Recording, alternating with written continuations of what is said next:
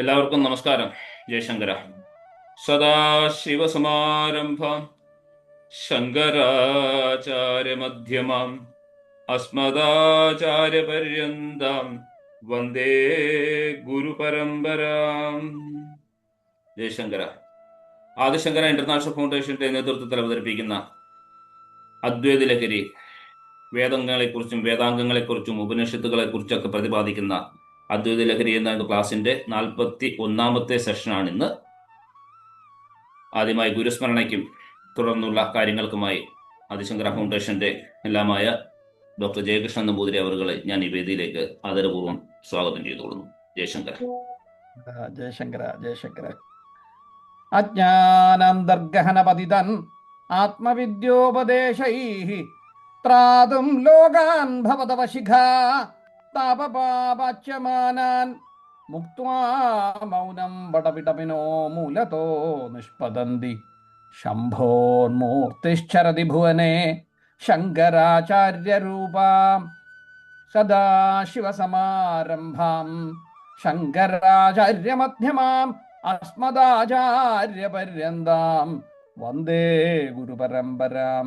ശങ്കരം ശങ്കരാചാര്യം കേശവം ബാദരായണം സൂത്രഭാഷ്യകൃതൗ വന്ദേ ഭഗവന്തൗ പുനഃ പുനഃ. ജയശങ്കര. നമ്മുടെ ആദരണീയനായ ആചാര്യൻ ശ്രീ ഡോക്ടർ പ്രൊഫസർ വിശ്വനാഥൻ സാറിനെ വേദിയിലേക്ക് നമ്മളെ പഠിപ്പിക്കുവാനായിട്ട് ക്ഷണിക്കുന്നു. ജയശങ്കര. ഓം സഹനാവവതു സഹനവു ഭുനക്തു സഹ വീര്യം കർവാവഹൈ തേജസ്വിനാവധീതമസ്തു മാ വിദ്വിഷാവഹൈ. ഓം ശാന്തി ശാന്തി ശാന്തി.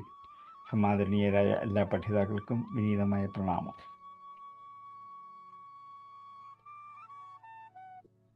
നമ്മൾ ബൃഹദാരണ്യകോപനിഷത്താണ് എടുത്തുകൊണ്ടിരിക്കുന്നത്. അതെ. അതിൻ്റെ ബാക്കി ഭാഗത്തിലേക്ക് നമുക്ക് കിടക്കാം.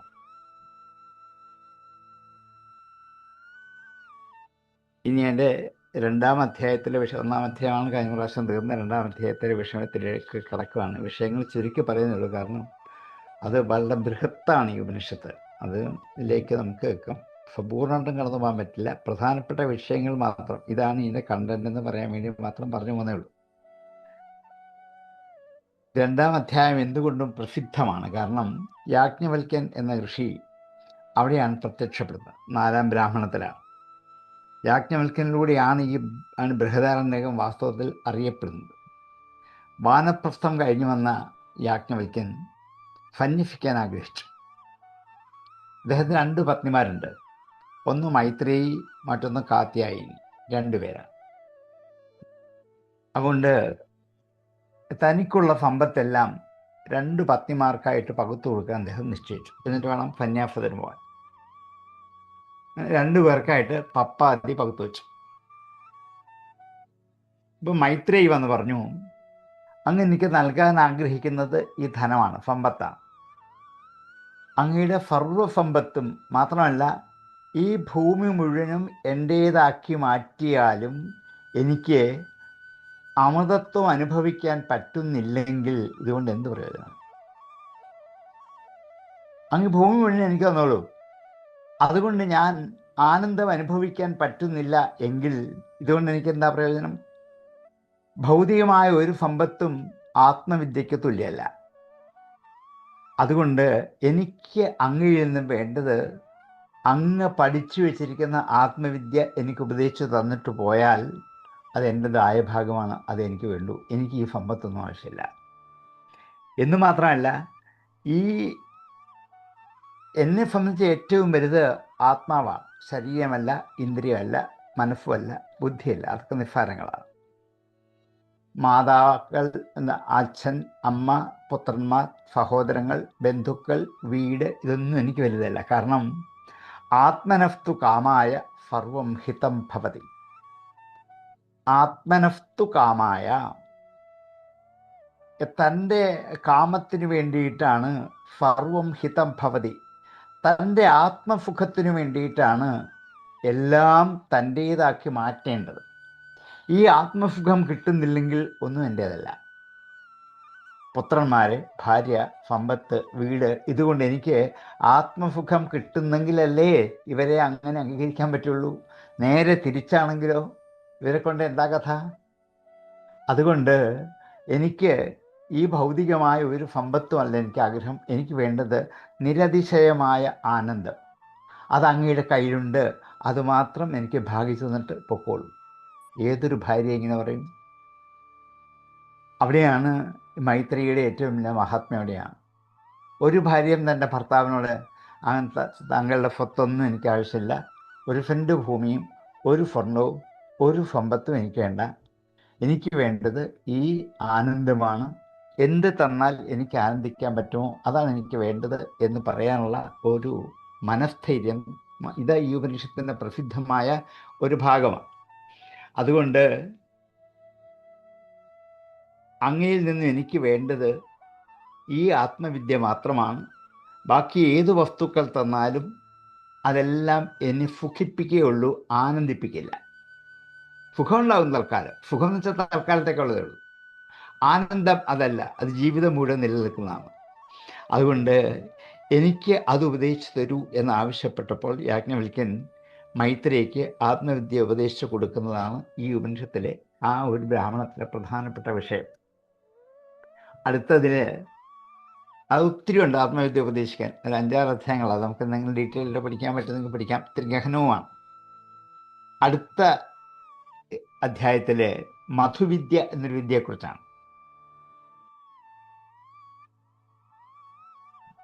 ചക്രത്തിൻ്റെ ആരക്കാലുകൾ പോലെ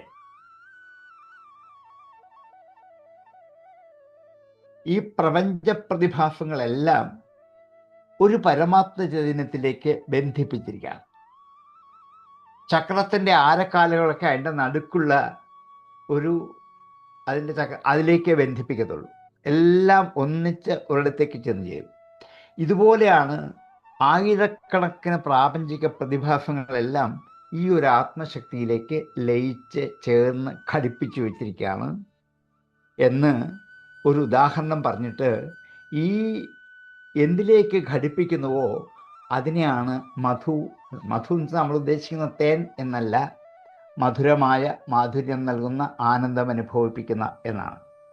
ഈ ആത്മാവിൽ നിന്നാണ് ഓരോ ആരക്കാലുകൾക്കും വേണ്ട മധു ഉണ്ടായിക്കൊണ്ടേയിരിക്കുന്നത്. ഓരോ ആരക്കാലുകളെയും വളയാതെ പൊളയാതെ കൃത്യമായി നിലനിർത്തുന്ന ഈ നടുക്കളുടെ ഇതിലായി. അതാണ് ആത്മവിദ്യ, അതാണ് മധു. അതുകൊണ്ട് ഈ മധുവിദ്യ അഥർവണനായ ദധ്യങ് എന്ന ഋഷി അശ്വിനി ദേവതകൾക്ക് ഉപദേശിച്ചു കൊടുത്തു. അവരെ ആണ് മധുവിദ്യ ഈ പ്രപഞ്ചത്തിൽ പരത്തുന്ന മുഴുവൻ. അത് ഈ സമസ്ത ജീവജാലങ്ങളിലും മധു എന്ന വിദ്യയുണ്ട്, ആത്മാവുണ്ട് എന്നർത്ഥം. അതില്ലാത്ത ഒരു ജീവജാലങ്ങളുമില്ല, ചരാചരങ്ങളിലൊക്കെ ഉണ്ട്. അതിനെയാണ് മധുവിദ്യ എന്ന് ഇവിടെ വിളിച്ചത്. അത് നമുക്ക് ചെടികളിലും തേനായിട്ട് കാണാം, നദികളിൽ വെള്ളമായിട്ട് കാണാം, മനുഷ്യരിൽ ഊർജമായിട്ട് കാണാം, പക്ഷികളിൽ ശബ്ദം, എല്ലാത്തിലും ഓരോ തരത്തിൽ ഈ മധുവിദ്യ എന്ത് ചെയ്യാം, അനുഭവിച്ചറിയാൻ പറ്റും. അത് ആത്മവിദ്യയാണ്. അത് ഓരോ തൂണിലും തുരുമ്പിലും പ്രപഞ്ചം മുഴുവൻ പ്രസരിക്കുന്നു എന്ന് മൈത്രേയിക്ക് യാജ്ഞവൽക്യൻ ഉപദേശിച്ചു കൊടുത്തു മധുവിദ്യയിലൂടെ. അതുകൊണ്ടാണ് മധുവിദ്യ നിറഞ്ഞു നിൽക്കുന്നത് കൊണ്ടാണ് മഹാവിഷ്ണുവിന് മാധവൻ എന്നൊരു പേരുണ്ട്. കാരണം ആത്മസ്വരൂപനായ ആ പരമാത്മസ്വരൂപനായ വിഷ്ണുവിൽ നിന്നാണ് ഈ മധു എന്ന വിദ്യ പ്രപഞ്ചത്തിൽ നിറഞ്ഞു നിൽക്കുന്നത്. അതുകൊണ്ട് അദ്ദേഹത്തെ മാധവൻ എന്ന് വിളിക്കും. കാരണം വിഷ്ണു സഹസ്രനാമത്തിൽ മാധവൻ എന്നുള്ളത് 4 പ്രാവശ്യം ഉപയോഗിക്കുന്നുണ്ട്. പലതും പല അർത്ഥമാണ്. ഒന്ന് മായയുടെ ധവൻ, മധുവിദ്യയുടെ നായകൻ. ആ മട്ടിൽ ആണ് ഒരിടത്ത് മാധവൻ എന്ന വാക്ക് ഉപയോഗിക്കുന്നത്. തുടർന്നുള്ള അധ്യായത്തിൽ ജനകൻ്റെ യജ്ഞശാലയിലെ ഒരു പശുദാനത്തിൻ്റെ ഒരു കഥയാണ്. ആത്മവിദ്യയിൽ അഗ്രഗണ്യനാണ് ജനകൻ. മിഥിലയിലെ ചക്രവർത്തിയാണ്.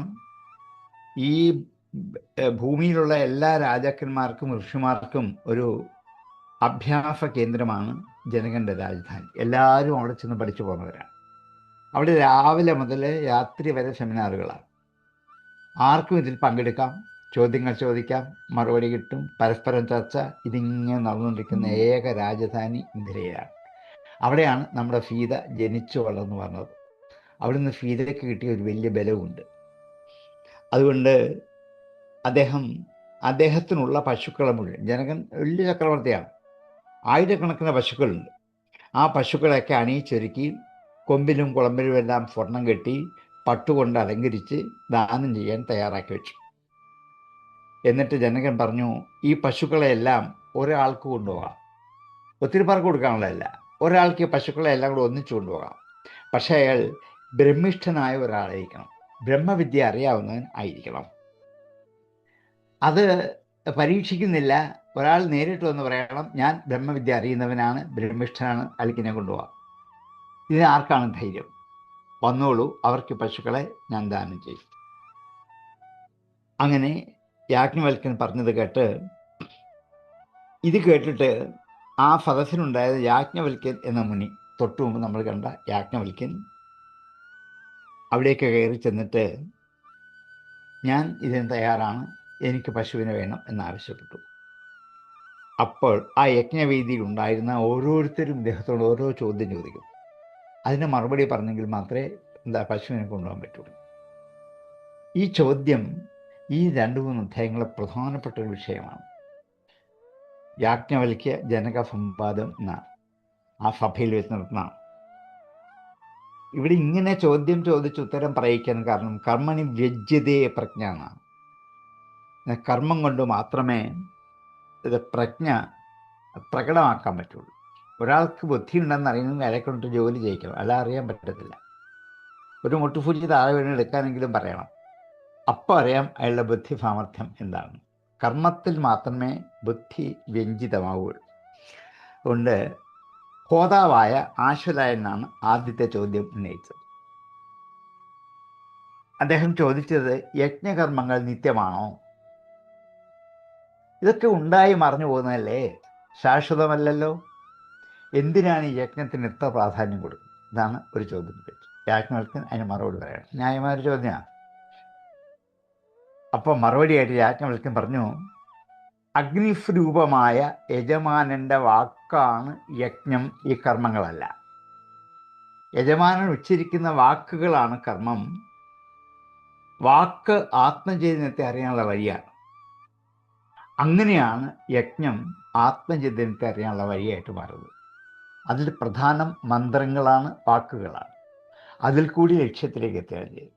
അതിനെ പ്രയോഗിപ്പാനുള്ള ഒരു ഉപകരണങ്ങളാക്കി കുറേ കണ്ടുപിടിച്ച് മുമ്പിൽ വെച്ചത് മാത്രമേ ഉള്ളൂ. അത് അപ്രധാനമാണ്. ഒന്ന് പ്രധാനം വാക്കാണ്. അതുകൊണ്ട് ആണ് യജ്ഞത്തിന് ഇപ്പോഴും പ്രാധാന്യം നഷ്ടപ്പെടാതെ കാത്ത് സൂക്ഷിക്കണം. പക്ഷേ അത് മാറിപ്പോയി. ഈ വാക്കെന്നുള്ള മഹാത്മ്യം മാറിയിട്ട് കർമ്മം മാത്രമായി പരിണമിച്ചു. യജ്ഞവും തദ്ഭവങ്ങളായ നമ്മുടെ 100 കണക്കിന് വൈദിക ദൈവിക കർമ്മങ്ങളൊക്കെ ഇപ്പം ആചാരമാണ്, അനുഷ്ഠാനമാണ്, അത്ര മാത്രമേ ഉള്ളൂ. മുമ്പ് പറഞ്ഞ പോലെ വാക്കോ മന്ത്രമോ അർത്ഥമൊന്നും അറിയണ്ട. ഇതൊക്കെ ഞങ്ങളെ എങ്ങനെയാണ് പഠിപ്പിച്ച് ഞങ്ങളിങ്ങനെയൊക്കെ കാണിക്കുന്നു, ഇത്ര മാത്രമേ ഉള്ളൂ. അതിൻ്റെ പേരിൽ ചോദ്യം ചെയ്തിട്ട് കാര്യമില്ല.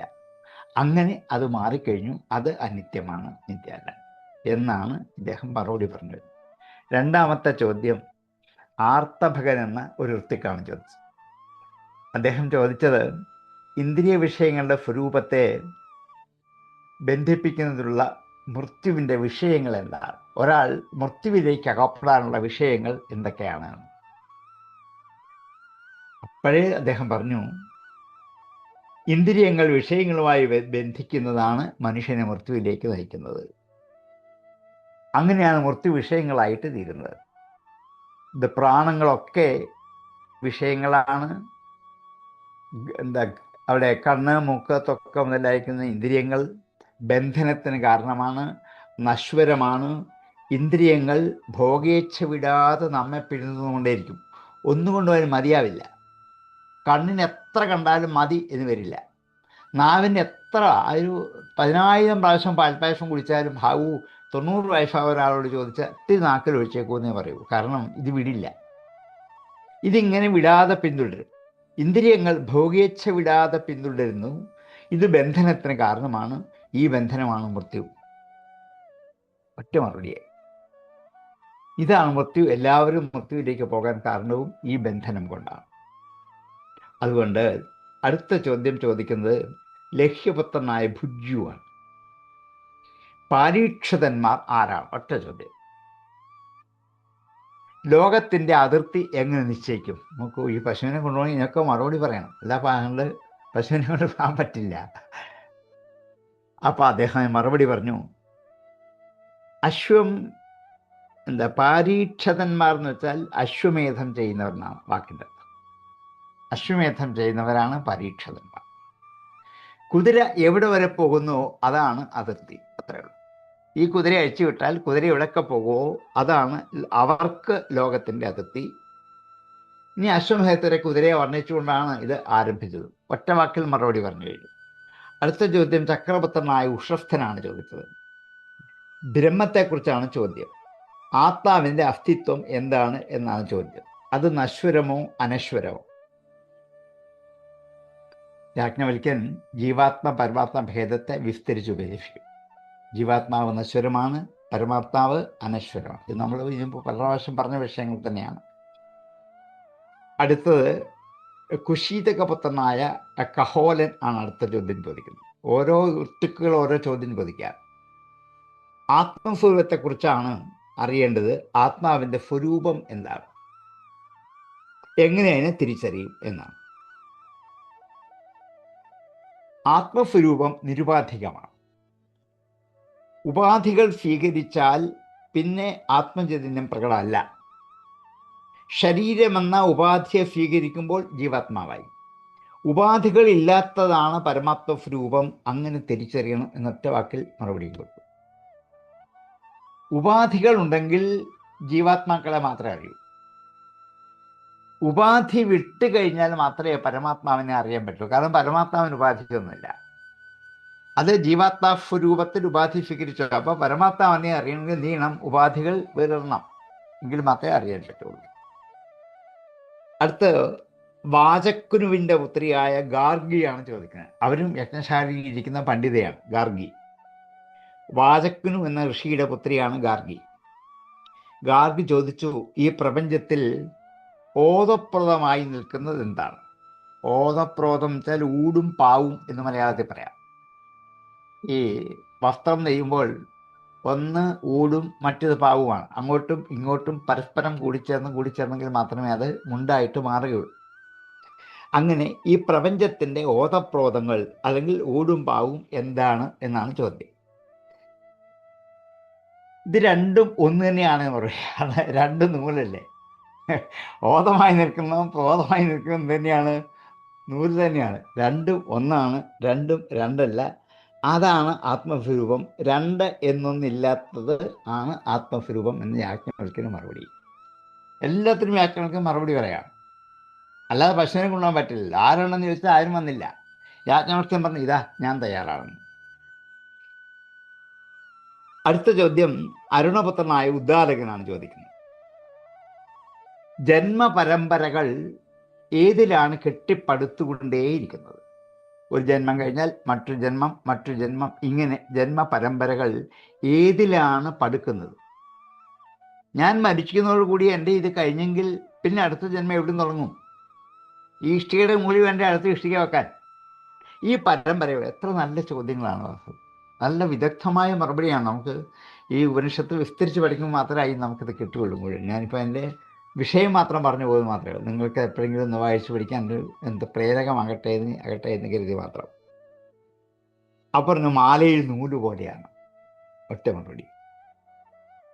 മാലയിൽ നൂല് ഓരോ മുത്തും എന്തെയ്യാണ് ഈ മാലയിലിട്ട് കോർത്ത് കോർത്ത് കോർത്ത് കോർത്ത് അതൊരു മാലയാക്കുന്നു. ഇതുപോലെയുള്ളൂ ഈ ബ്രഹ്മചൈതന്യത്തിലേക്ക് ഓരോ ഇഷ്ടികകളാകുന്ന മാലകളും കോർത്ത് കോർത്ത് അതിങ്ങനെ തുടർന്ന് പോയിക്കൊണ്ടേയിരിക്കും.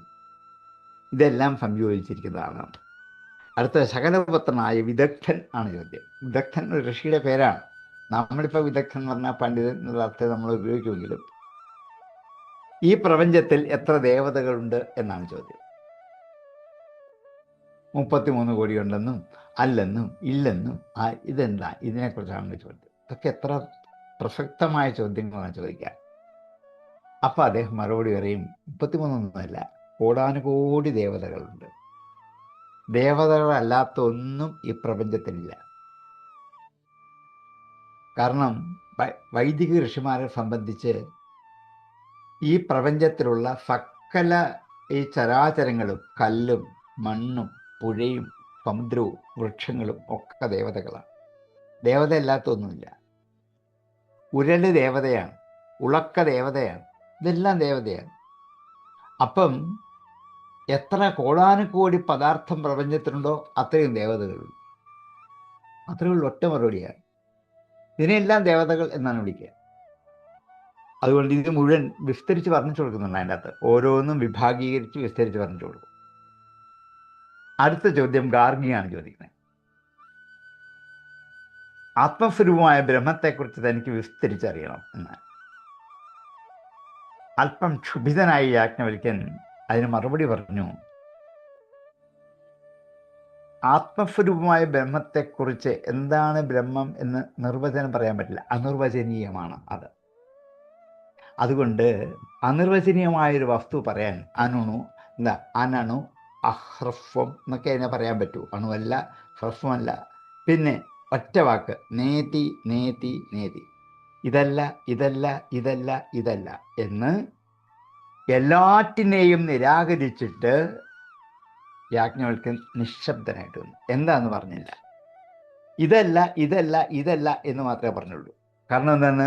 വർണ്ണനാതീതമാണ്, അൺഡിഫൈനാണ്, ഡെഫിനിഷൻ പറയാൻ പറ്റത്തില്ല. അത് പറഞ്ഞാൽ അത് നമ്മുടെ ചിന്തയിൽ, ബുദ്ധിയിൽ, വാക്കിൽ, മനസ്സിൽ ഒതുങ്ങിപ്പോവും, നിസ്സാരമാണ്.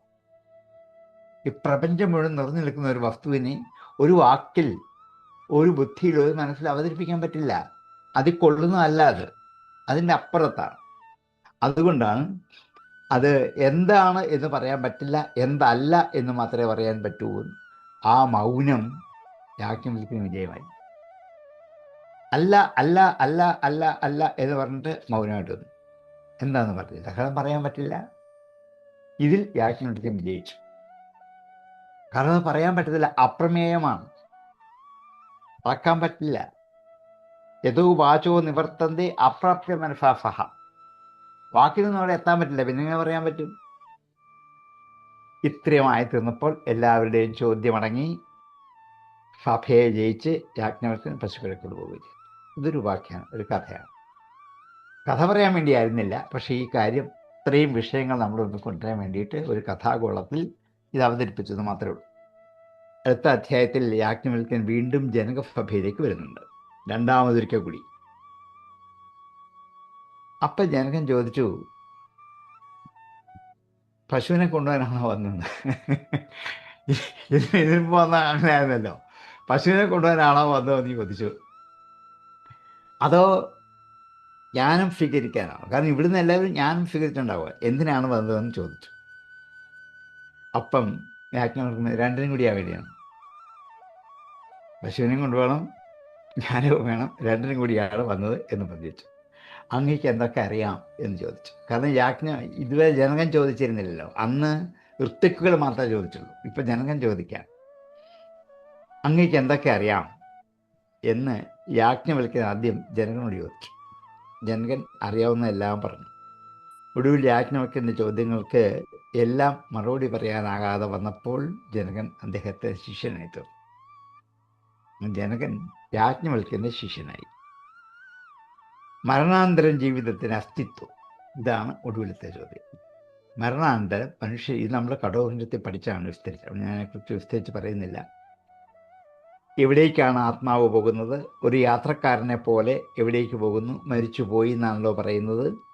അപ്പോൾ മറുപടിയായിട്ട് വള്ളത്തിൽ നദി കടക്കുന്നത് പോലെ ലക്ഷ്യത്തിലേക്ക് എത്തിക്കൽ മാത്രമേ ഉള്ളൂ എന്ന ഒറ്റ വാക്കിൽ മറുപടി പറയും. നേരത്തെ പറഞ്ഞു വെച്ചതാണ് ഈ വിഷയം. ജാഗ്രത, സ്വപ്നം, സുഷുപ്തി എന്ന 3 അവസ്ഥ മനുഷ്യർക്കുണ്ട്. അത് മാറാതിരിക്കുന്ന അവസ്ഥകളാണ്. ഇതൊരിക്കലും മാറില്ല. ജാഗ്രത ഇല്ലാവരില്ല, സ്വപ്നം ഇല്ലാവരില്ല, സുഷുപ്തി ഇല്ലാവരില്ല. നാലാമതൊരവസ്ഥ കൂടെ ഉണ്ട്. എന്താണ്? ജാഗ്രത, തുരീയം. ഈ 3 അവസ്ഥകൾ എന്തായാലും മനുഷ്യന് മാറി മാറി വരും. ഒരവസ്ഥ ഇല്ലാതെ വന്നാൽ അപ്പം നമ്മൾ ഗുളിക വാങ്ങിച്ച് കഴിച്ച് ഉറങ്ങും. കാരണം എന്താണ്? ഇല്ലാതിരിക്കാൻ പറ്റില്ല. ഈ 3 അവസ്ഥയും മാറി മാറി വരും. അത് മത്സ്യങ്ങളെ പോലെയാണ്. ഒരു ഉദാഹരണം പറയാം. നീന്തി നടക്കും മത്സ്യങ്ങൾ. എവിടെ ചെന്ന് മുട്ടിയാലും അത് തിരിച്ചു പൊക്കോളും. മത്സ്യം അങ്ങനെയാണ്. നിങ്ങൾ കണ്ടിട്ടുണ്ട്. നീന്തി പോവും, അവിടെ ചെന്ന് മുട്ടും തിരിച്ചു വരും, ഇവിടെ മുട്ടും തിരിച്ചു വരും, അപ്പുറത്ത് മുട്ടും തിരിച്ചു വരും. എവിടെ ചെന്ന് മുട്ടിയാലും അത് തിരിച്ചു പൊയ്ക്കൊള്ളും. അതുപോലെ ഒരേ ജീവൻ തന്നെ ജാഗ്രതയിൽ പോയാലും സുഷുപ്തിയിൽ പോയാലും സ്വപ്നത്തിൽ പോയാലും അതിലൊന്നും അകപ്പെടില്ല, തിരിച്ചു വരും. ജാഗ്രതയിൽ പോയാൽ തിരിച്ചു വരും, സ്വപ്നത്തിൽ പോയാൽ തിരിച്ചു വരും, സുഷുപ്തിയിൽ പോയാൽ തിരിച്ചു വരും. കാരണം ഉറങ്ങിയാൽ എന്ത് ചെയ്യും? ഉണരും. സ്വപ്നം കണ്ടാൽ അത് കഴിയുമ്പോൾ എന്ത് ചെയ്യും? ഉറങ്ങും. ഉണർന്നാൽ എവിടേക്കാണ് വരിക? ജാഗ്രതയിലേക്ക്. അപ്പം ഇത് 3 ഈ മത്സ്യങ്ങളെ പോലെ മാറി മാറി വരും. ഇതിലൊന്നും ആത്മാവ് അകപ്പെടുകയുമില്ല. സുഷുപ്തിയും സമാധിയെയും കുറിച്ച് വിസ്തരിച്ച് പറയും. തമ്മിലുള്ള വ്യത്യാസം എന്താണ്? സുഷുപ്തി എന്ന് പറഞ്ഞാൽ ഒന്നും അറിയാത്ത ഉറക്കമാണ്. സുഷുപ്തിയിൽ ആരില്ല, ഞാനില്ല, പക്ഷെ ഞാനുണ്ട്, ഉണ്ടെന്ന് അറിയുന്നില്ല. ഒരു അല്ലലുമില്ല, ദുഃഖമില്ല, ഒന്നുമില്ല, പരമാനന്ദം അനുഭവിക്കുന്ന ഉറക്കത്തിലാണ്. അപ്പോൾ വാസ്തവത്തിൽ ഇന്ന് ആത്മതുല്യമായ ഒരു അനുഭവം ഉറക്കത്തിൽ നമ്മൾ അനുഭവിക്കുന്നു. ഈ അനുഭവമാണ് നമുക്ക് ഇനി എന്തും വേണ്ടത്. പക്ഷെ നമ്മൾ ഉണർന്നു പോകും. പക്ഷെ തുരീയത്തിൽ ഉണരില്ല. ഇത് അനുഭവിച്ചുകൊണ്ടേയിരിക്കും. അതുകൊണ്ട് ഈ ആത്മാനന്ദാനുഭൂതിയാണ് ബ്രഹ്മസാക്ഷാത്കാരം കാരണം എന്ന് പറഞ്ഞ് ജീവൻ്റെ പുറംജന്മത്തെക്കുറിച്ചുള്ള ദീർഘമായ വിവരണമൊക്കെ നടത്തി ആ ചോദ്യം അവിടെ ഉപസംഹരിക്കും. തുടർന്ന് നിരുപാധികമായ ബ്രഹ്മോപാസനയെക്കുറിച്ച്, സ്വാഭാധികമായ ബ്രഹ്മോപാസനയെക്കുറിച്ചും ഓങ്കാരോപാസനയെക്കുറിച്ചും ആവശ്യമായ ഒരു വർണ്ണന അവിടെ നടത്തുന്നുണ്ട്. ദേവന്മാരെ, മനുഷ്യരെ, അസുരന്മാർ എന്ന് 3 വിധത്തിലുള്ള ആൾക്കാരാണ്. ഇവർ 3 പേരും കൂടി ഒരിക്കൽ പ്രജാപതിയുടെ അടുത്തേക്ക് ചെന്നു. ആ പ്രജാപതി 3 പേരോടുമായിട്ട് ഒറ്റ അക്ഷരത്തിൽ മറുപടി പറഞ്ഞു. ദാ എന്ന് മാത്രം. ഇത് നിങ്ങൾ പലപ്പോഴും കേട്ടിട്ടുണ്ടാകും, കാരണം പലരും ഉദാഹരിക്കാറുള്ളതാണ്. ദാ എന്ന് മാത്രം പറഞ്ഞു. ആർക്കും ഒന്നും മനസ്സിലായില്ല. എങ്കിലും ഊഹിച്ചെടുത്തിട്ട് ദേവന്മാർ വിചാരിച്ചു ഇത് ദാ എന്ന ഒറ്റ അക്ഷരം മാത്രം പറഞ്ഞ് ദമം പഠിപ്പിക്കാനാണ്. ദമം പഠിപ്പിക്കാൻ വേണ്ടിയാണ് ദാ എന്ന് പറഞ്ഞെന്ന് ദേവന്മാർക്ക് തോന്നി. മനുഷ്യർക്ക് തോന്നി ദാനം കൊടുക്കണം എന്നാണ് പറഞ്ഞത്. ദാനം എന്നാണ് എന്ന് മനുഷ്യർ വിചാരിച്ചു. അസുരന്മാർ വിചാരിച്ചു ദയ എന്നുള്ളതാണ്, ഇതാണ് ഞങ്ങൾ പഠിക്കേണ്ടതെന്ന് അവർ വിചാരിച്ചു. മനുഷ്യർ ദാനം ചെയ്യാൻ പഠിക്കണമെന്ന് വിചാരിച്ചു. അസുരന്മാർ ദയ ഉണ്ടാകണമെന്ന് വിചാരിച്ചു. ദേവന്മാർ ദമം ഉണ്ടാകണം എന്ന് വിചാരിച്ചു. നോക്കൂ എത്ര വിദഗ്ധമായിട്ടാണ് യാജ്ഞവൽക്കൻ ഒറ്റ അക്ഷരേ പറഞ്ഞുള്ളൂ, ദാ മാത്രം. 3 പേരും അടുക്കൽ ചെന്ന് ഞങ്ങൾക്ക് ഉപദേശം തരണപ്പോൾ ദാ എന്ന് മാത്രമുള്ള അദ്ദേഹം മിണ്ടാതിരുന്നു. 3 പേരും 3 തരത്തിൽ അതിനെ മനസ്സിലാക്കി. ഇത് സത്യവുമാണ്. 3 പേരുടെയും കുറവുകൾ, പോരായ്മകൾ അനുസരിച്ചിട്ട് അവരെന്ത് ചെയ്തു? അവരുടെ ഭാഗത്തിന് അളന്നെടുത്തു. ഇങ്ങനെയാണ് മനുഷ്യരൊക്കെ വിദ്യാഭ്യാസം ചെയ്യുന്നത്. ഒന്ന് പറയും, അവരുടെ പാകത്തിന് അവർ പാകപ്പെടുത്തി തിരിച്ചെടുക്കും. അതിൻ്റെ സംസ്കാരമാണ് ഉള്ളിലുള്ളത്. അവരവരുടെ പാകത്തിന് തിരിച്ചെടുക്കാനുള്ള ഒരു സംസ്കാരം ഉള്ളിൽ വെച്ചുകൊണ്ടാണ് അവരവരെല്ലാം ഇത് പറഞ്ഞുകൊണ്ടേയിരിക്കുന്നത്. അങ്ങനെ നിരുപാധികമായ ബ്രഹ്മത്തെ ബോധ്യപ്പെടുത്താനായിട്ട് ദ എന്നൊരക്ഷരം മാത്രം ഉപയോഗിച്ച് ആ അക്ഷരത്തെ ഇപ്രകാരത്തിൽ വ്യാഖ്യാനിച്ചതിൻ്റെ ആഖ്യാനത്തിന് ശേഷം വിദ്യുത് ബ്രഹ്മേത്യാഹുർ വിധാനാത് വിദ്യുത്യേനം പാപ്മനോയ ഏവം വേദ വിദ്യുത് ബ്രഹ്മേതി വിദ്യുദ്ധേവ ബ്രഹ്മ എന്ന് ബ്രഹ്മത്തെക്കുറിച്ച് തനിക്ക് അറിയാവുന്ന മട്ടിൽ പറഞ്ഞു ബോധ്യപ്പെടുത്താം എന്ന് പറഞ്ഞ് 3 പേരോടുമായിട്ട് പറഞ്ഞു. വിദ്യുത്തും ബ്രഹ്മവും സ്വയം പ്രകാശിക്കുന്നതാണ്. മിന്നലിന് പ്രകാശിക്കാൻ വേറെ എങ്ങൊന്നും ഒരു പ്രകാശം ആവശ്യമില്ല. എവിടെ തന്നെയുണ്ട്? അതിൻ്റെ ഉള്ളിൽ തന്നെയാണ്. വെളിയിൽ നിന്ന് പ്രകാശം സ്വീകരിച്ചിട്ടല്ല മിന്നൽ. ഇതുപോലെയാണ് ആത്മാവ്. അതിന് തൻ്റെ ഉള്ളിൽ തന്നെയാണുള്ള പ്രകാശമുണ്ട്. അത് എല്ലാ വസ്തുക്കളെയും പ്രകാശിക്കത്തുള്ളൂ. സൂര്യനെ പ്രകാശിപ്പിക്കുന്നത് ആത്മാവാണ്. സൂര്യന് പ്രകാശം കിട്ടുന്ന പരമാത്മാവിൽ നിന്നാണ്. ഇതേപോലെ സകല വസ്തുക്കൾക്കും പ്രകാശം കിട്ടുന്നത്. പക്ഷേ അതിന് പ്രകാശം എന്ന് ചോദിച്ചാൽ അതിൻ്റെ ഉള്ളിൽ തന്നെയുണ്ട്. മിന്നൽ അന്ധകാരത്തെ നശിപ്പിക്കുന്നത് പോലെയാണ് ഒരു ഉപാസകന് ബ്രഹ്മോപാസന കൊണ്ട് ഉള്ളിലുള്ള അജ്ഞാന അന്ധകാരത്തെ നശിപ്പിക്കാൻ പറ്റും. ഇത് കിട്ടിയാൽ മാത്രം മതി. എന്നിട്ട് ഗായത്രിയുടെ മാഹാത്മ്യത്തെക്കുറിച്ച് വിസ്തരിച്ച് നേരത്തെ ഒന്ന് പറഞ്ഞാണ്, ഒന്നുകൂടി ഉപന്യസിച്ചാണ് ഉപസംഹരിക്കാൻ പോകുന്നത്.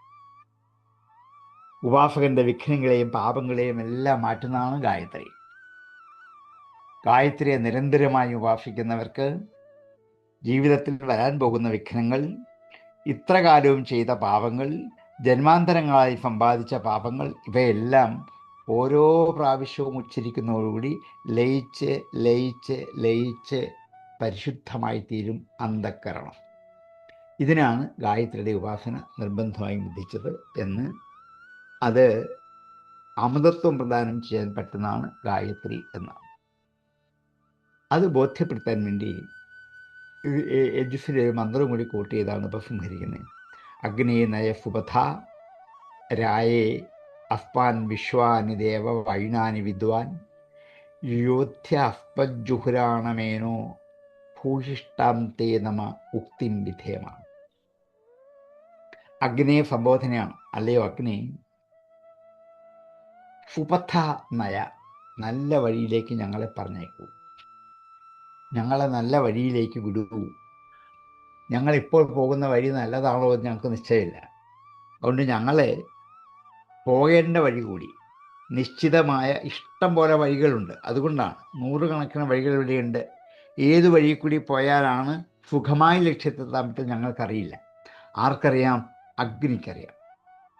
കാരണം അഗ്നി എല്ലാ ദിക്കിലേക്കും ഒരുപോലെ വളഞ്ഞ് വ്യാപരിച്ച സ്ഥിതിയാണ്. അഗ്നി ഇല്ലാത്ത സ്ഥലം ഈ പ്രപഞ്ചത്തിൽ എങ്ങുമില്ല. ഇന്ത്യയിൽ മാത്രമല്ല അഗ്നി. ഭാരതം വിട്ട് ലോകത്തിൽ എല്ലാവർക്കും എന്ത് വേണം? അഗ്നി വേണം. ഭാരതീയർ ആദ്യം ആരാധിച്ച അഗ്നിയാണ്, അഗ്നിദേവനാണ്. ഇത് ഏത് ലോകത്താണ് ഇല്ലാത്തത്? ഏത് ലോകക്കാർക്ക് അഗ്നിദേവനല്ലാത്തത്? അതുകൊണ്ട് ഭാരതത്തിൻ്റെ മാത്രമാണ് വേദം എന്ന് പറയാൻ പറ്റില്ല, ലോകത്തിൻ്റെതാണ്. ആദ്യം ആരാധിക്കുന്ന അഗ്നിയാണ്. അഗ്നിമിലേ പുരോഹിതം എന്ന് തുടങ്ങുന്ന ഋഗ്വേദ മന്ത്രത്തിൽ അഗ്നി നയ സുപഥ, ഞങ്ങളെ നല്ല വഴിയിലേക്ക് ഞങ്ങളെ നയിക്കണം. രായേ, ഞങ്ങളുടെ കർമ്മഫലങ്ങളും നന്നാക്കണം. രായം കർമ്മഫലമാണ്. ഞങ്ങൾ ചെയ്യുന്ന ഓരോ കർമ്മത്തിനും അനുസ്യൂതമായ ഒരു ഫലം ഞങ്ങൾക്ക് നൽകിക്കൊണ്ടിരിക്കണം. എങ്കിലേ ഞങ്ങൾക്ക് മുമ്പോട്ട് പോകാൻ പറ്റുള്ളൂ. ഇത് ആര് വിചാരിച്ചാൽ പറ്റും? അഗ്നി വിചാരിച്ചാൽ പറ്റും. അസ്മാൻ വിശ്വാനി ദേവ വൈനാനി വിദ്വൻ, വിശ്വത്തിലുള്ള ദേവന്മാരോട് കൂടി ചേർന്ന് ഞങ്ങൾ വിദ്വാൻമാരാകട്ടെ. അസ്മാൻ, ഞങ്ങളെ, വിദ്വാൻ അറിയുന്നവരായിട്ട്, വിശ്വാനി വൈനാനി ദേവ, വിശ്വത്തിലുള്ള എല്ലാ ദേവന്മാരോടും ചേർന്ന് ഞങ്ങൾക്ക് ഈ ആത്മവിദ്യ കരഗതമാക്കാൻ സാധിക്കണമേ എന്ന് അഗ്നിയോട് പ്രാർത്ഥിക്കാം. ഇത് അഗ്നിക്കേ പറ്റൂ. കാരണം എല്ലാം അറിയുന്ന ഒരാൾ ആരാണ്? അഗ്നിയാണ്. അതുകൊണ്ടാണ് ബ്രഹ്മത്തിൻ്റെ ഒരു പ്രതിപാദകമായി അഗ്നിയെ സൂചിപ്പിക്കുന്നത് കൊണ്ടാണ്.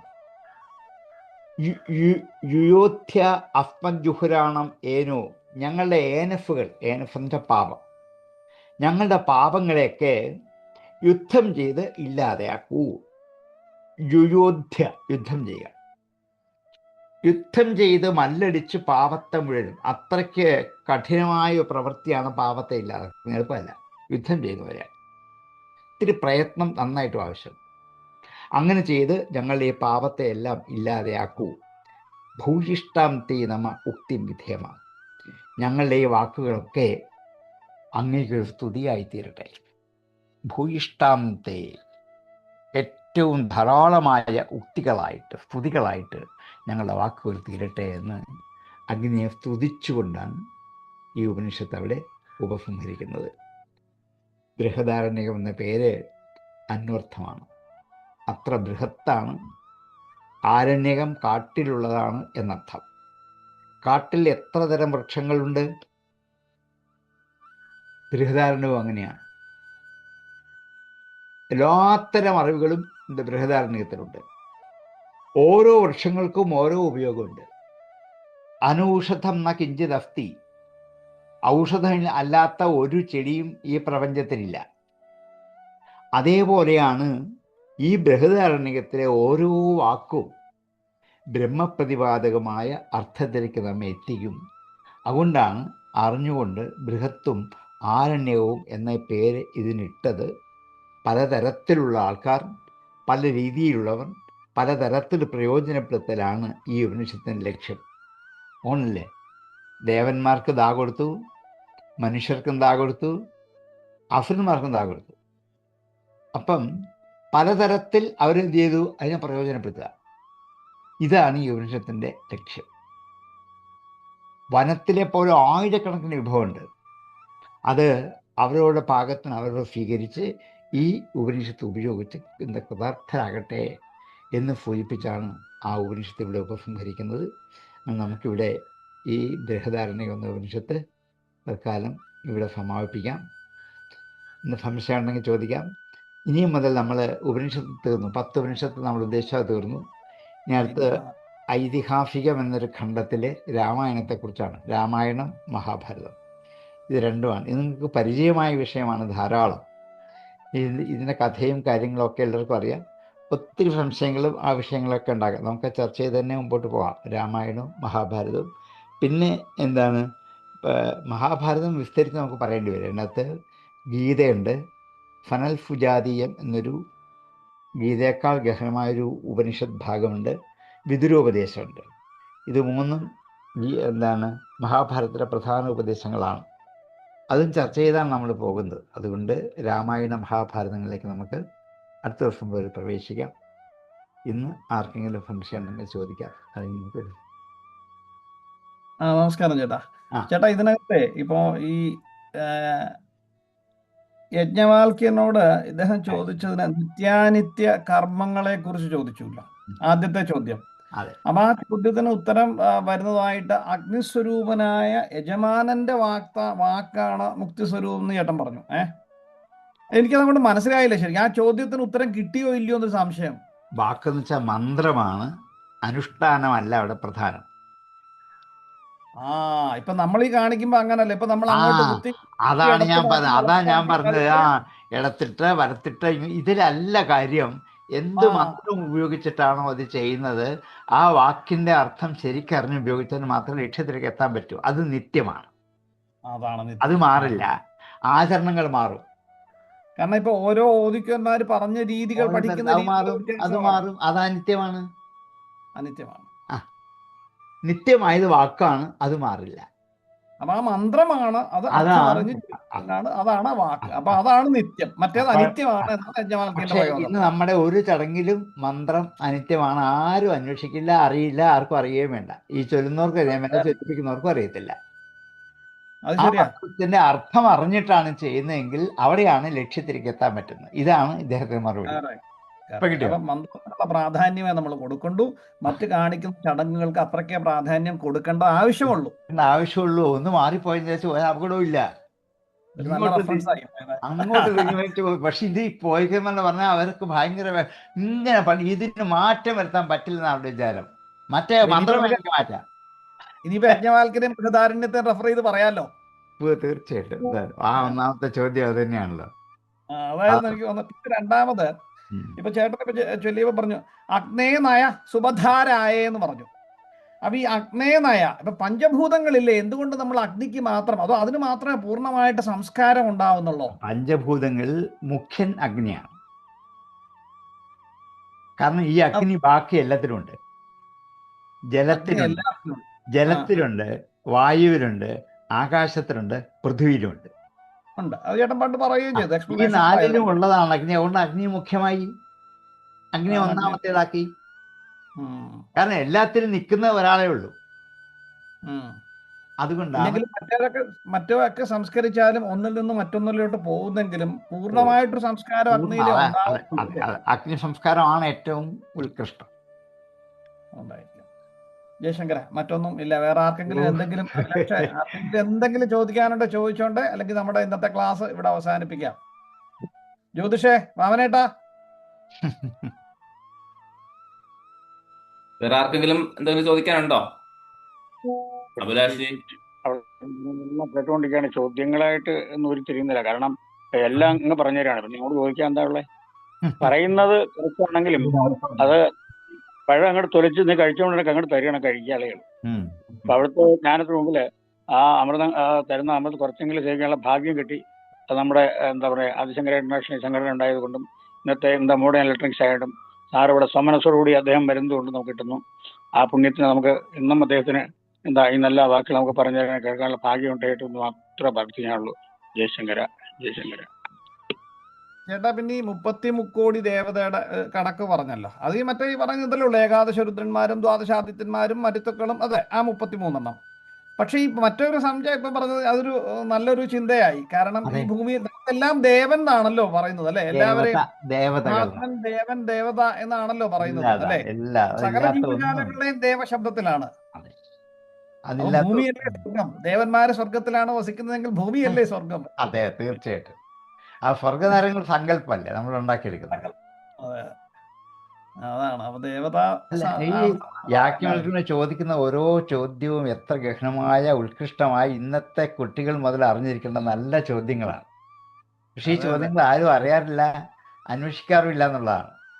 ചേട്ടാ, നമുക്കേ ഈ ഒരു ദിവസം ഇതിലൊന്നും ഒരു പ്രത്യേക മതമില്ല. ഈ 7 ചോദ്യത്തിൽ ഒരു മതമില്ല, ആർക്കും പഠിക്കാവുന്നതാണ്. കാരണം കർമ്മവും ഇതൊക്കെ ഇല്ലാത്തവരാരാ ഉള്ളേ? അതെ അതെ അതെ. ഈ ബൃഹദാരണ്യകോപനിഷത്തില് ഈ യജ്ഞവാൽക്യന്റെ ഈ ജനകസഭയിലെ സംവാദം ഒരുപക്ഷെ ഒരു ദിവസം സനാതന ധർമാമൃതത്തിൽ അത് മാത്രം ഒന്ന് ക്ലാസ് എടുക്കാൻ പറ്റും, ഒരു 45 മിനിറ്റ്, ഒരു മണിക്കൂർ. Please for your kind. സനാതന ധർമാമൃതത്തില് ഈ യജ്ഞവാൽക്യന്റെ പ്രജാപതി തീരുമാനമുള്ളതിലാണ്. 40 മിനിറ്റ് തീരുമാനമുള്ളതിലാണ്. കാരണം അത് 1 മണിക്കൂർ ആയിക്കട്ടെ, 1.5 മണിക്കൂർ ആയിട്ടെ, പക്ഷെ അതിനൊരു ഡെഡിക്കേഷൻ വേണ്ടി വരുമോ എന്നൊരു സംശയം. അല്ല, ആ ഒരു ജിജ്ഞാസ ഉണ്ടാവണം, എന്നാലേ നമുക്ക് അറിയാൻ പറ്റും. അതുകൊണ്ടാണ് ഞാൻ തുടങ്ങി വെച്ചത്. വായിച്ചിരുന്ന് പഠിക്കാന്ന് പറഞ്ഞാൽ നടക്കും തോന്നുന്നില്ല. അപ്പൊ അങ്ങനെ ഒരെണ്ണം ചേട്ടന്റെ സമ്മതത്തോട് ജ്യോതിഷനോട് ഞാൻ റിക്വസ്റ്റ് ചെയ്തിരിക്കുന്നു. തീർച്ചയായും. അഭിലാഷി, നമസ്കാരം സ്വാമി. ഇതിനകത്ത് ഇപ്പൊ സാറ് പറഞ്ഞ ഒരു ചോദ്യം, ഈ സനാതന ഇത്രയും പരമോന്നതമായിട്ടുള്ള ഒരു വലിയ ഗ്രന്ഥങ്ങളെ ഉത്കൃഷ്ടമാണ്. ഒരുപാട് കാലങ്ങൾക്ക് മുമ്പ്, അതായത് നമ്മുടെ ചിന്താതീതമായിട്ട് 10-12 ദശലക്ഷം വർഷങ്ങൾക്ക്, മില്യൺസ് ഇയേഴ്സിന് മുമ്പുള്ളതാണ്. പക്ഷെ എന്തുകൊണ്ടാണ് ഇത്രയും വലിയൊരു സത്യം ഉണ്ടായിട്ട് ഇത്രയും മതങ്ങൾ ഉണ്ടായത്? മീൻസ് വിവിധ തരത്തിലുള്ള ജാതികൾ, മുസ്ലിം, ക്രിസ്ത്യൻ, അതെന്താണെന്നുള്ളതാണ്. അതൊക്കെ പിൽക്കാലത്ത് അഭിപ്രായങ്ങളെ മതങ്ങളാക്കി മാറ്റി പിൽക്കാലത്ത് വളർന്ന് വരുന്നതായതാണ്. വൈദിക കാലത്ത് ഒന്നുമില്ല, മതമേ ഇല്ല. അതേപോലെ തന്നെ കാലം കഴിഞ്ഞിട്ടാണ് ഇവിടെ വന്നത്. ഹിന്ദു മതം പോലും മതമായിരുന്നില്ല. കാരണം അങ്ങനെ ഒരു വ്യക്തിയാൽ ഉണ്ടാക്കപ്പെട്ടതല്ല ഹിന്ദു മതം. അതുകൊണ്ട് അതൊരു മതം, ഇന്നത്തെ ഭാഷയും അതല്ല. മതം എന്ന വാക്കിന് ഇന്നത്തെ അർത്ഥമല്ല വാസ്തവത്തിൽ. അത് ഈ ഉപനിഷത്ത് പറയും, മനനം ചെയ്ത് ഉണ്ടാക്കിയെടുത്തതോ അതിനാണ് മതം എന്ന പേര്. മനനം ചെയ്ത് ഉണ്ടാക്കിയെടുത്തതാണ് മതം. മതം എന്നുള്ളൊരു സംസ്കൃത വാക്കാണ്. മനുധാതുവിൽ നിന്ന് ക്ലപ്രത്യം വെച്ചിട്ട്, വ്യാകരണ ദൃഷ്ടി നോക്കുമ്പോൾ ക്ലപ്രത്യം വെച്ചിട്ട് ഉണ്ടായത്, ചെയ്തത്, കഴിഞ്ഞതെന്നുള്ള അർത്ഥത്തിൽ ഉണ്ടാക്കിയെടുത്തൊരു വാക്കാണ് മതം എന്ന വാക്ക്. പക്ഷെ ഒന്നും ആർക്കും അറിയില്ലാത്തതുകൊണ്ട് എല്ലാവരും മതം എന്ന് വെച്ചാൽ ഈ ഒരു വാക്കിന് പുറകെ പോയി അങ്ങനെ ആയിപ്പോയി മുഴുവൻ. കുറേശ്ശെ തിരിച്ചു വന്നാൽ, ഇങ്ങനെ നമുക്ക് ബോധനം കൊടുത്താൽ എന്താന്നുള്ള ധാരണ ഉണ്ടാക്കിയെടുക്കാൻ പറ്റും. ഓക്കെ, വളരെ നന്ദി, വളരെ നന്ദി. ഇപ്പൊ പാഴ്വസ്തുക്കളായിട്ടൊന്നും ഇല്ലെന്നാ ചേട്ടൻ പറഞ്ഞു വരുന്നത്. അനൗഷധം കിഞ്ചിതസ്തി എന്ന് പറഞ്ഞില്ലേ ഇപ്പം? പാഴ്വസ്തുക്കളായിട്ടൊന്നും ഇല്ല. ഔഷധമല്ലാത്ത ഒന്നും ഈ പ്രപഞ്ചത്തിലില്ല. ആയുർവേദം പറയുന്നത് തന്നെയാണല്ലോ, എല്ലാം അതേ ഉള്ളൂ. ഏതിനും അതിൻ്റെ വാല്യൂ ഉണ്ട്. ഇതുപോലെയാണ് ഈ പ്രപഞ്ചത്തിൽ ഈശ്വരൻ്റെ ശക്തി വിധിക്കാത്ത ഒറ്റ വസ്തു പ്രപഞ്ചത്തിൽ എങ്ങുമില്ല. എല്ലാം നിറഞ്ഞു വെപ്പുണ്ട്.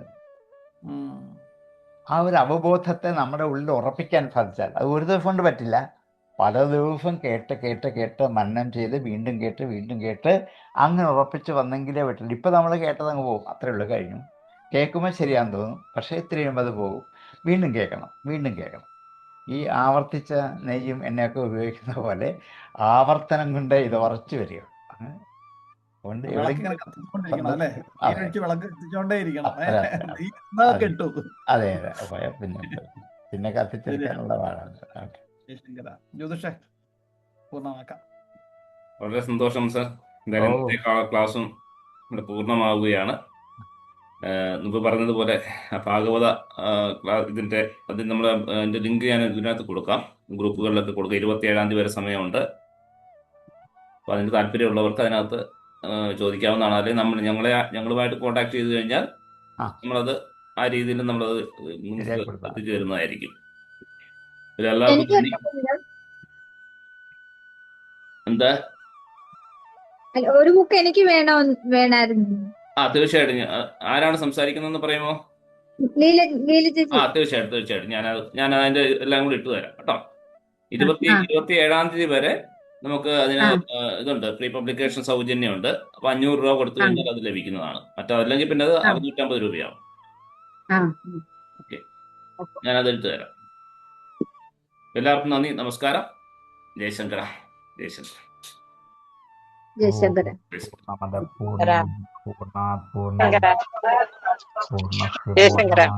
പൂർണ്ണമേവാവശിഷ്യതേ. ഓം ശാന്തി ശാന്തി ശാന്തി ശാന്തി ശാന്തി ശാന്തി. ശരി ചേട്ടാ. ജയശങ്കര. ജയശങ്കർ. ജയശങ്കര.